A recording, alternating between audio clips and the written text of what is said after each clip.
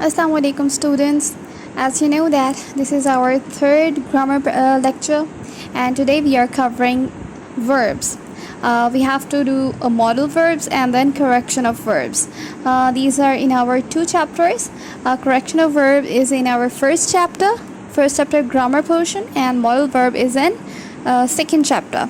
Okay, let's directly move towards our grammar book, which is grammar composition, English and composition. Page number is 163. Here we are having topic verbs. What are verbs? Verb is a word that tells or says something about a person or thing. We cannot make a sentence without a verb. It is therefore the most important word in a sentence. For example, okay, look at this, the definition over here. Verbs are the words that tell something about the person, what person is doing. Indirectly, that we have learned the definition from our childhood, that verbs are the action verbs. Yes, of course, verb are the action verbs. The definition doesn't change when we have brought up. Yes, of course, because verbs are the same that we had read in our childhood. So, verbs are the action verbs. These are the actions of the person who is working in the sentence. Verbs are the action of the thing that is doing something in a sentence. Okay, let's look at the examples. Rushana takes her meal in the afternoon. Look at it. Takes. Rushana is the person who is doing something. What she's doing? She's taking her meal. So the word takes is verb. The sun rises in the east. The sun is a noun. Yes, of course, is a noun. And it's a subject over here. It's doing something. It's rising. It's rising in the east. She has learned her lesson. Okay. The girls were singing. He speaks the truth. A verb may refers to present time, past time, and future time. Yes, student. Or what the verb usually do in a sentence? Usually it shows some action of our subject, that what subject is doing. And the second thing which verb do is to differentiate among the time period, whether that is a present time or past time or the future time. It indicates all these times by just observing, by just looking at the position of the verb, that which verb has used. We could easily find out that about which time period the sentence is pointing out. Okay, are you getting me? Yes. Okay, move forward. A verb that refers to present time is said to be the present tense. That verb that describes the present time. And how it would be shown to us that it is describing the present time, we are going to study about it in the next pages. The verb that refers to the past time is said to be in the past tense. The verb that refers to the future time is said to be in the future tense. Okay, let's look at these times in detail. For the present tense, how we would recognize that it is a present time? Let's look at the present tense. Present tense has 4 forms.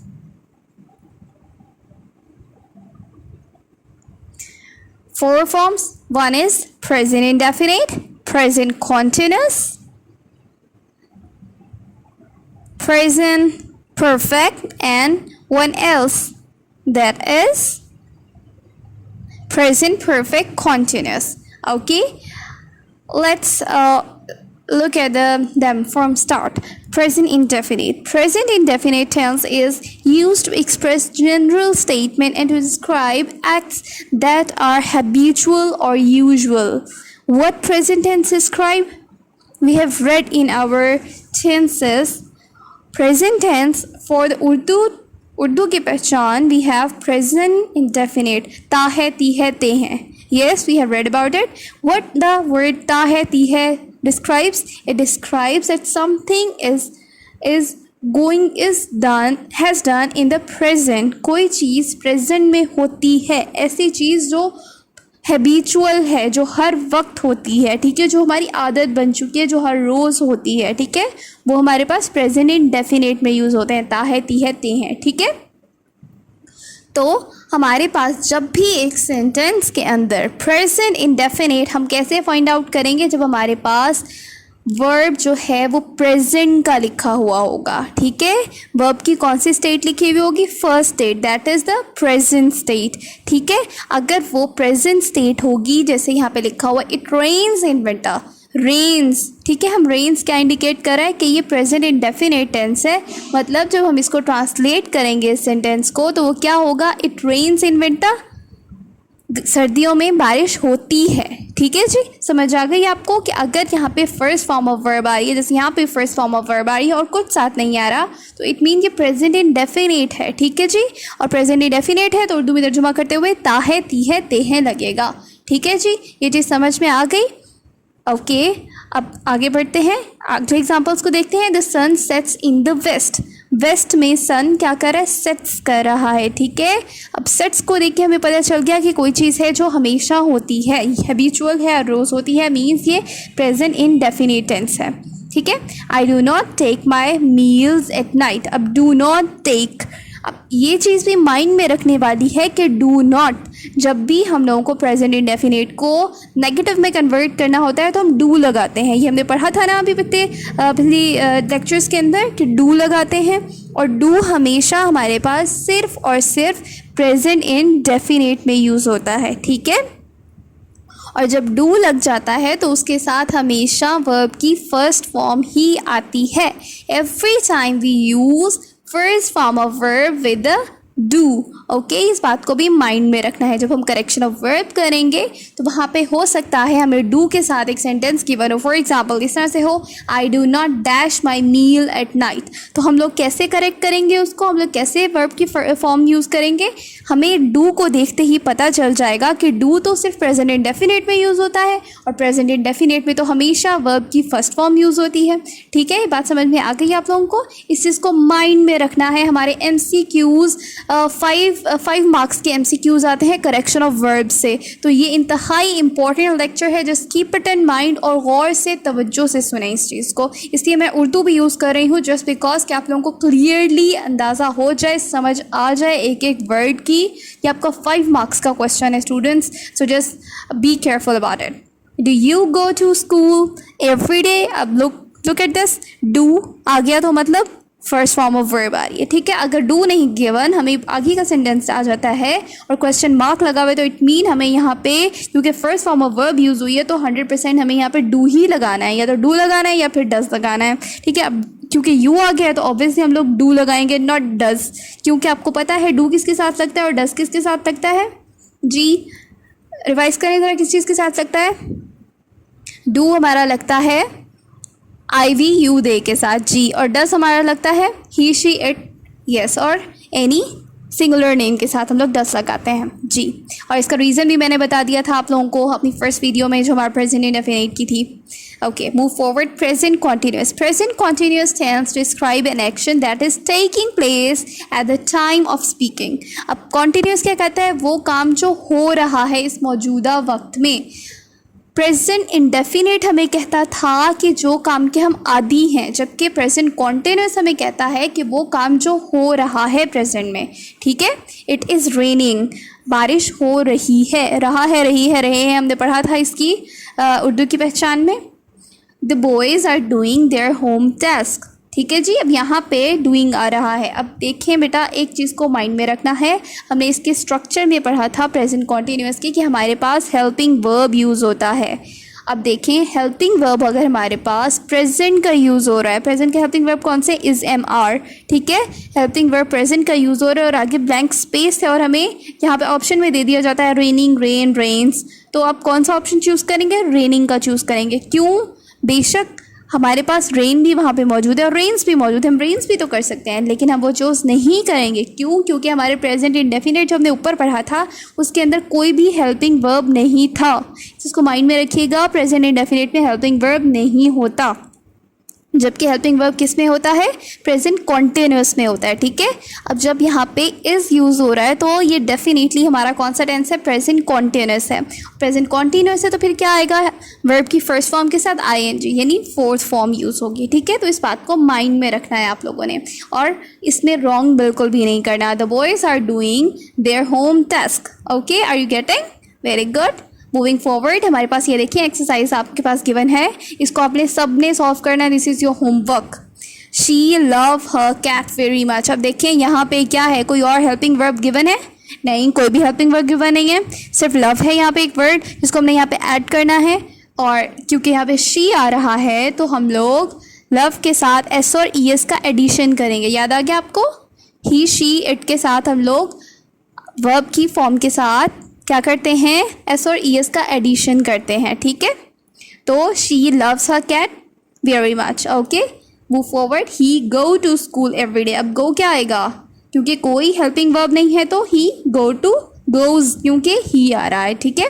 It rains at present, present की बात हो रही है, इस वक्त बारिश होती है। इट रेन्स एट प्रेजेंट, मौजूदा वक्त में बारिश होती है, ठीक है। दे टेक्स टी एवरी मॉर्निंग, हो गया। Sorry, it is raining at present, क्योंकि ये बारिश होती है, प्रेजेंट हो रही है की बात हो रही है, मौजूदा वक्त की बात हो रही है, कोई काम हो रहा है, तो यहाँ पे आएगा it is raining at present. They take tea every morning. अब देखिए हर रोज़ क्या है, हर रोज़ वो चाय पीते हैं, तो प्रेजेंट डेफिनेट हो गया। They takes tea, they take tea, sorry takes नहीं आएगा क्योंकि दे है यहाँ पे। They take tea every morning. Good student always work hard, yes good. The earth revolves around the sun. She learns French at present. She is learning French at present क्योंकि वो मौजूदा वक्त में काम कर रही है, वो लर्न कर रही है। They not do their work regularly. They do not do their work regularly. Shahida sings a song sadly. Shahida what? Sings. Good. They always come back home late. They always come back late. Good. This is your exercise that you have to do, okay. Now for present continuous tense is also used to announce a future event which is already arranged, जो कि पहले से हो चुका है, arrange कर दिया गया है लेकिन फ्यूचर में किया जाएगा, वो भी उसके लिए भी प्रेजेंट डेफिनेट यूज़ होता है। जैसे कि she is living for London tomorrow, वो जा रही है, ठीक है, लंदन कल। बेशक वो कल जा रही है लेकिन अभी तो काम तो वो भी कर रही है ना, तो she is living, okay, they are coming, okay. Moving forward, the following verbs are not generally used in the continuous form. ये वाले वर्ड जो हैं वो most of the time use नहीं होते, क्योंकि हम सी के साथ सीइंग लगा रहे हों, ये मोस्ट ऑफ द टाइम हम यूज़ नहीं कर रहे होते। हियरिंग भी आ जाता है, ये आ जाते हैं समटाइम्स, बट कुछ टाइम पे नहीं आ रहे होते, ज़्यादा टाइम पे नहीं आ रहे होते। ओके, प्रेजेंट परफेक्ट में क्या होता है, present perfect tense is used to indicate an action that has completed by a given time. ऐसा काम जो दिए हुए वक्त में हो चुका हो उसको हम क्या कहते हैं, प्रेजेंट परफेक्ट, ठीक है। और to connect a complete action with the present, और ऐसा काम जो पहले हो चुका है, जो माजी में हो चुका है लेकिन मौजूदा वक्त के साथ हम उसको जोड़ रहे हों, वो प्रेजेंट परफेक्ट में यूज़ होता है। हमने इसकी क्या पढ़ी थी, चुका है, चुकी है, चुके हैं, yes. I have read the books, 2 books, मैं 2 किताबें पढ़ चुकी हूँ, ठीक है, या मैंने 2 किताबें पढ़ ली हैं। अब देखिए यहाँ पे हैव आ रहा है, I have read the books 2 books. अच्छा बेटा, अब यहाँ पे जो हमारे पास एक्सरसाइज में आ सकता है वो चीज़ ये है कि वहाँ पे गिवन होगा I have dash the books 2 books. अब आई हैव आ रहा है तो आपको माइंड में रखना है कि जब भी हमारे पास हैव या हैज़ आ रहा है तो इट मीन्स हमने वर्ब की थर्ड फॉर्म यूज़ करनी है। बैठे देखने को तो ये रीड है लेकिन हम इसको जो सेकेंड और थर्ड में आती है तो हम इसको रेड प्रोनाउंस करते हैं, स्पेलिंग सेम रहते हैं। अब नेक्स्ट वाली इस एग्जाम्पल से देख लेते हैं, she has not sent him back. अब देखिए हैज़ आ गया तो मतलब हम लोगों ने यहाँ पे क्या लगाना है, third form of verb, send की third form of verb, send, sent, sent, तो सेंट हमने यहाँ पे अप्लाई कर देना है, ठीक है। एंड फ्यूचर परफेक्ट कॉन्टिन्यूस, ठीक है जी, future present perfect continuous tense is used to indicate an action that began in the past and is still continuing, जो past में शुरू हुआ है और अभी भी हो रहा है, ठीक है। अब देखें, she has been playing the piano since 2 o'clock। अब देखें बेटा, पास्ट में उसने शुरू किया था लेकिन अभी तक वो प्ले कर ही रही है, ठीक है। अब देखें, शी हैज़ बीन प्लेइंग, वो पियानो कर रही है 2 बजे से। इसमें टाइम मेंशन होता है past perfect present perfect continuous में। अच्छा, अगर वहाँ पे दिया हुआ हैज़ बीन और ऑप्शन में प्लेइंग हो या फिर इस तरह से वर्ड्स हो तो क्या आप चूज़ करोगे? प्लेइंग चूज़ करोगे, क्योंकि हैज़ बीन आ रहा है और टाइम पीरियड भी गिवन है, विच मीन कि हमें यहाँ पे वर्ब की फर्स्ट फॉर्म के साथ ing यूज़ करना है, ठीक है जी। हैज़ बीन के साथ हमेशा फोर्थ फॉर्म ही आती है। हाँ, थर्ड फॉर्म ऑफ वर्ब भी आती है, किस सिचुएशन में? परफेक्ट पैसिव की सिचुएशन में आती है। लेकिन अगर पैसिव की सिचुएशन होगी तो फिर क्या डिफरेंस होगा? डिफरेंस ये होगा कि फिर वहाँ पे टाइम पीरियड नहीं होगा, ठीक है जी। क्योंकि पैसिव में आपको मैंने बताया था कि हम सिर्फ उन सेंटेंसेस के पैसिव बनाते हैं जिसमें हमारे पास क्लियरली मेंशन ऑब्जेक्ट हो, लेकिन पास्ट परफेक्ट कॉन्टिन्यूस का पैसिव नहीं बनता। तो हम कैसे डिफरेंशिएट करेंगे प्रेजेंट परफेक्ट पैसिव को प्रेजेंट परफेक्ट कॉन्टिन्यूस के साथ? हम ऐसे डिफरेंशिएट करेंगे कि हमारे पास she has been playing the piano since 2 o'clock, हमारे पास जहाँ पे टाइम गिवन होगा। अगर वहाँ पे हैज़ बीन आ रहा है, प्लेइंग स्किप किया हुआ है उन्होंने, और यहाँ पे टाइम भी गिवन है, तो आप प्लेइंग लगाओगे, ठीक है। अगर वहाँ पे हो she has been playing the piano, she has been dash the piano, ठीक है, और टाइम गिवन नहीं है, तो आप क्या कर दोगे? She has been played the piano. क्यों? क्योंकि अगर टाइम गिवन नहीं होगा तो हमें पता चल जाएगा कि ये प्रेजेंट परफेक्ट पैसिव है, ठीक है। अगर टाइम गिवन है तो विच मीन्स कि ये क्या है? ये प्रेजेंट परफेक्ट कॉन्टिन्यूस है, ठीक है। I have been waiting here for 2 hours। अब आगे समझ आप लोगों को? Move forward. The words since or for are commonly used with the present perfect and the present perfect continuous tense, ठीक है। present perfect और present perfect continuous के साथ यूज़ होते हैं, लेकिन ये passive में यूज़ नहीं होते। Since is used to indicate the point of time when the action began and for to indicate the present period of time lasted up now, okay। अब देखें, यहाँ पे इन्होंने हमें कहा है कि सिंस उस टाइम के लिए यूज़ होता है जहाँ जिसमें पॉइंट ऑफ टाइम में काम जो है वो शुरू हो चुका हो, ठीक है। जबकि फॉर उसके लिए यूज़ होता है जहाँ पे काम मुकम्मल हो चुका हो, ठीक है जी। ओके, बाकी इसकी सारी डिटेल हमारे लेक्चर नंबर 5 में मौजूद है, वो आप लोग देख सकते हैं वहाँ से। सिंस और फॉर का use. Put the verbs in the correct form of present perfect और प्रेजेंट परफेक्ट कॉन्टिन्यूस। अब ये आप लोगों का वर्क है that you have to do. Okay, moving forward, past tense. Past tense has 4 forms, इसकी भी पास्ट फ्री 4 फॉर्म्स है। Past indefinite, past continuous, past perfect, हाँ जी, past continuous, then past perfect continuous, ठीक है। अब हम स्टार्ट करते हैं पास्ट किससे? पास्ट इंडेफिनिट से। Past indefinite tense is used to indicate a single act और an action in the past. अब देखें, I had a cup of tea in the morning. अब देखें, आई हैड, मैंने ली थी, ठीक है, आई हैड, मैंने ली थी अ cup of tea in the morning. अब ये क्या बात हो रही है? इसमें आप चीज़ देखो कि काम हो चुका है, ठीक है। यहाँ पे ये नहीं कहा जा रहा कि मैं चाय का कप ले रही हूँ या ले चुकी हूँ, ठीक है। यहाँ पे हमें कैसे पता चलेगा कि उसने बताया है कि I dash a cup of tea in the morning, मैं मॉर्निंग में ये काम कर चुकी हूँ, तो फिर यहाँ पे हम हैड लगाएंगे, ठीक है। शी वेंट टू, अब ये मत सोचिएगा कि ये हैड वो वाला परफेक्ट वाला, नो, ये हैड लेने वाला है, ओनरशिप शो कर रहा है, ये वो हैड है, ये वर्ब की थर्ड फॉर्म है, that is has, have, has, had, ठीक है। हैव, हैज़, हैड, तो sorry, she went to school an hour ago. अब यहाँ पे वेंट आ रहा है पास्ट फॉर्म, इस बात को भी माइंड में रखना है कि पास्ट इंडेफिनिट जिसमें काम पास्ट की बात की जा रही है तो वहाँ पे हमारे पास हमेशा वर्ब की सेकंड फॉर्म यूज़ होती है। पास्ट इंडेफिनिट में था, थी, थे आता है और वर्ब की सेकंड फॉर्म यूज़ होती है। वर्ब की सेकंड फॉर्म और कहीं यूज़ नहीं होती है, अकेली सिर्फ और सिर्फ पास्ट इंडेफिनिट में यूज़ होती है। कायदे आज़म वर्क वेरी हार्ड, ठीक है, कायदे आज़म चूँकि गुजर चुके हैं इस दुनिया से तो हम लोग यहाँ पे वर्क लगाएंगे। He sold newspaper for living, ठीक है जी, समझ आ गई आप लोगों को? I hope you are getting me.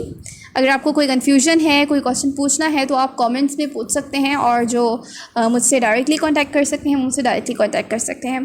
Past continuous tense represent an action which was going on at same time in the past. Past continuous tense क्या है, वो रिप्रेजेंट करते हैं ऐसे एक्शन को जो कि हो रहा होता है at the same time in the past.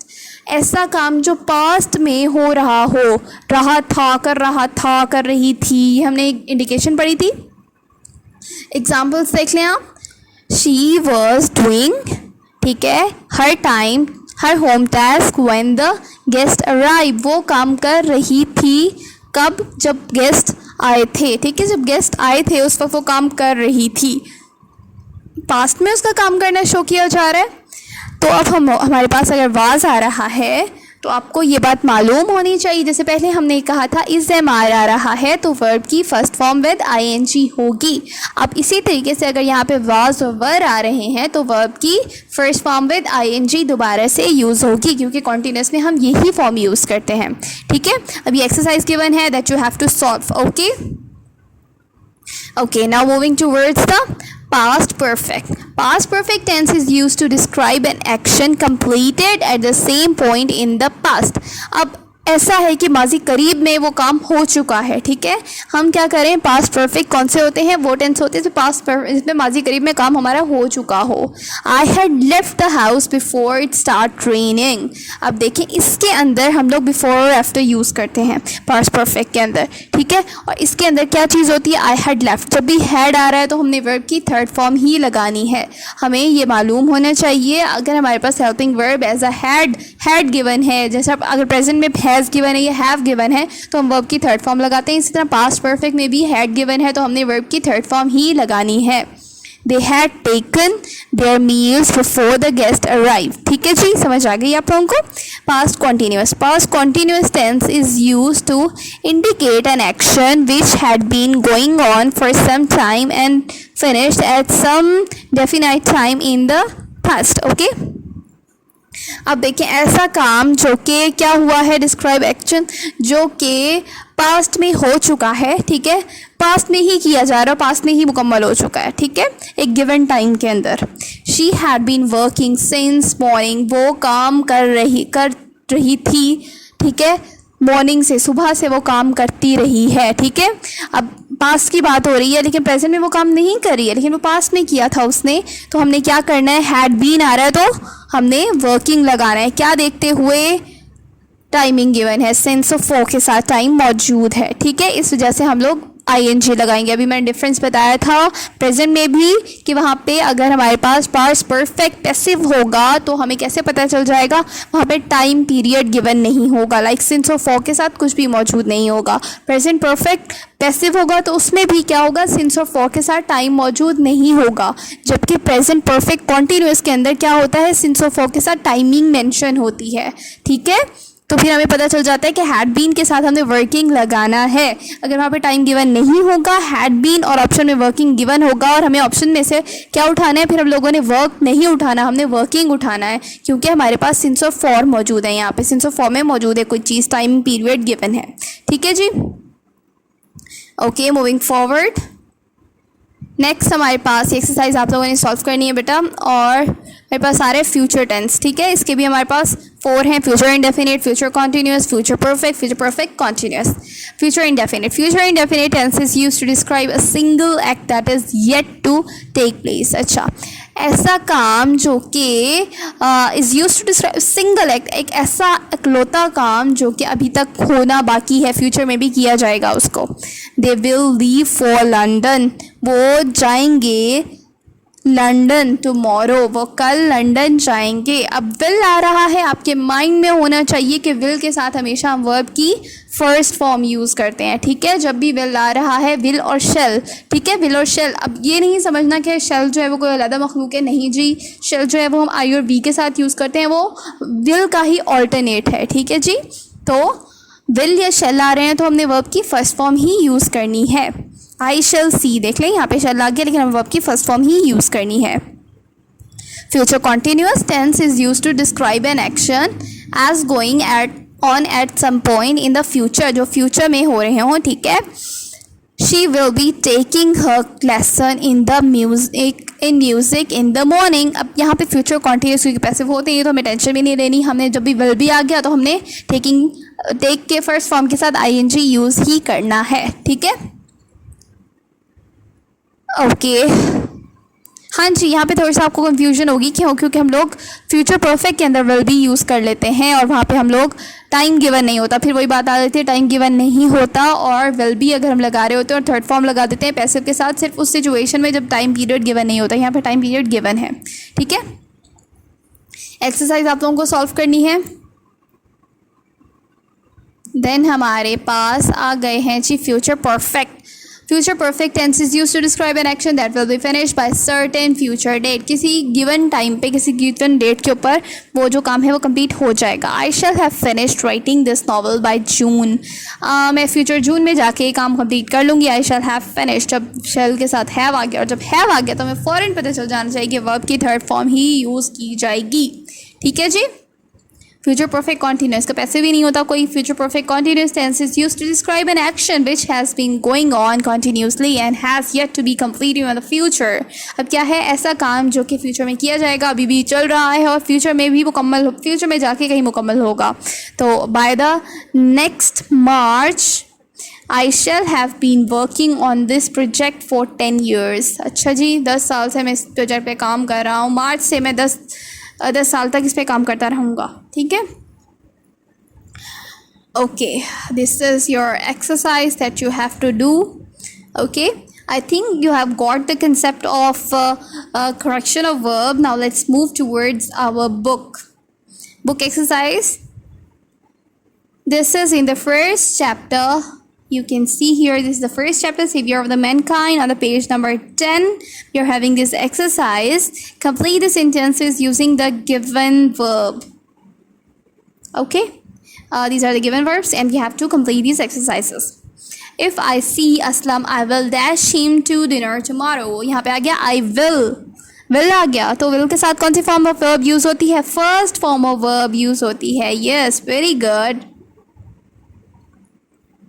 हाँ जी, तो हम क्या लगाएंगे यहाँ पे? यहाँ पे हम लगाएंगे I shall, if I see Aslam, I will invite him to dinner. Good. If I dash out, I will turn off the TV. अब will आ रहा है, फर्स्ट फॉर्म ऑफ वर्ब आएगी, तो हमारे पास ये कंडीशनल टाइप्स हैं बेटा। यहाँ पे हमें एक चीज़ और लर्न करनी है, वो है कंडीशनल्स की। Conditionals of this type tell us there are 2 type of conditional. Conditional का क्या मतलब होता है? शराइत, ठीक है। तो हम क्या करते हैं, शराइत में हम ये चीज़ देखते हैं कि हमारे पास जो है एक काम, अब पढ़ लेते हैं पहले इसको, फिर उसके बाद मैं एक्सप्लेन करती हूँ आप लोगों को। Conditional of this type tell us that something will happen if a certain condition is fulfilled. The condition may और मे नॉट बी फुलफिल्ड। अच्छा, एक काम जो होना होता है, इफ़ अ सर्टेन कंडीशन है फुलफिल। अब हम इसमें क्या होता है, कंडीशनल जो है ना वो शराइत के टाइप के सेंटेंस होते हैं, ठीक है, जिसके अंदर हम लोग ये देखते हैं कि अगर ये काम होता तो मैं ये कर लेती। कोई ना कोई शर्त हमारे पास मौजूद होती है, कोई ना कोई रीज़न हमारे पास मौजूद होता है जो जिसमें हम लोग या तो समटाइम्स काम कर चुके होते हैं या नहीं कर चुके होते। इसकी 3 टाइप्स होती हैं कंडीशनल्स की, ठीक है। पहली टाइप में क्या है, ये हमें बताते हैं कि समथिंग विल हैपन, कुछ हो जाता है, if a certain condition is fulfilled. अगर एक काम कर लिया जाए तो, अगर ये काम कर लिया जाए तो ये काम हो सकता है, ठीक है। दिस कंडीशन में और मे नॉट बी फुलफिल्ड, अगर वो काम नहीं हुआ हो, ठीक है। जिस तरह मैं सोच रही हूँ, यहाँ पे आप एग्जांपल देखें, इफ़ दे अराइव लेट, अगर वो लेट आएंगे they will miss the bus. अब देखें, अब ये एक कंडीशन है कि अगर वो आएंगे तो वो क्या करेंगे, they will miss the bus. अगर वो लेट आएंगे तो बस को मिस कर देंगे, एक कंडीशन है, ठीक है। इसमें क्या होता है, फर्स्ट पार्ट में हम लोग क्या यूज़ करते हैं, हम लोग first form of verb he use करते हैं और दूसरे में हम लोग फ्यूचर की बात करते हैं, ठीक है। तो ये हमारे पास है एक कंडीशनल सेंटेंस। ओके, यहाँ पे हम लोग इसलिए विल के साथ क्या कर रहे हैं, फर्स्ट फॉर्म ऑफ वर्ब। ये हमने अभी लर्न किया था पीछे एक्सरसाइजेस के अंदर, ठीक है, इसलिए हम लोगों ने आई विल के साथ फर्स्ट फॉर्म ऑफ वर्ब लगाई थी, ये बात भी है। और दूसरी बात, हम लोग कंडीशनल टाइप भी कर रहे हैं और इसके अंदर भी यही होता है कि विल के साथ हमेशा फर्स्ट फॉर्म ऑफ वर्ब ही लगती है। ठीक है, अब देखिए हम दो चीज़ें इकट्ठी कर रहे हैं, एक हम लोग करेक्शन ऑफ वर्ब भी समझ रहे हैं और दूसरा हम लोग कंडीशनल्स भी समझ रहे हैं, कंडीशनल की फर्स्ट टाइप को भी समझ रहे हैं। ठीक है, तो किस तरह से है कि इफ़ के साथ हमेशा हमारे पास फर्स्ट फॉर्म ऑफ वर्ब लगेगी क्योंकि ये प्रेजेंट की बात हो रही है, और देन हम लोग फ्यूचर की बात करेंगे कंडीशनल होने की वजह से। और क्योंकि हमने अभी लर्न किया था कि फ्यूचर में जब विल आएगा तो उसके बाद हम लोगों ने फर्स्ट फॉर्म ही यूज़ करनी है। ठीक है, if I dash out I will turn off the TV, if you dash trick on people they will not trust you again. ठीक है, if you play trick, okay, if the farmer dash all his kiwis fruit in the market he will be very pleased, if a farmer sell, good, this is the exercise that you have to solve, good, okay, put the suitable verb in the given blank। अब यहाँ पे वही वाली जो पीछे हमने learn किया उसकी एक्सरसाइज यहाँ पे आ गई है। I dash living in this house since 1970, अब देखें टाइम पीरियड गिवन है, ठीक है, तो क्या आना चाहिए, I have been और first form of verb with ing given है, तो क्या आएगा यहाँ पे हमारे पास, I have been, yes, good, I have been living this house since 1970, good, okay, then he dash here yesterday, he क्या आएगा, he come here yesterday, good, he came here, क्यों, yesterday कल की बात हो रही है, past indefinite, if you dash I shall be available, if you will come,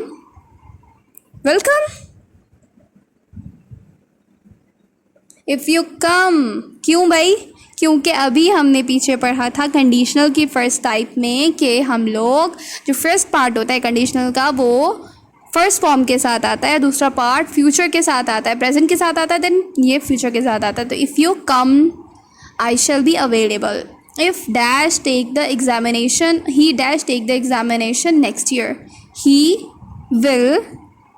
will take, good, okay, he dash to us tomorrow, यहाँ पे क्या आएगा, he will come to us tomorrow, very good. Okay, students, you have got the concept of correction of verb. Now let's move towards the model verbs. Okay, this is on the second chapter. Model verbs comes in the second chapter and that we have to do right now.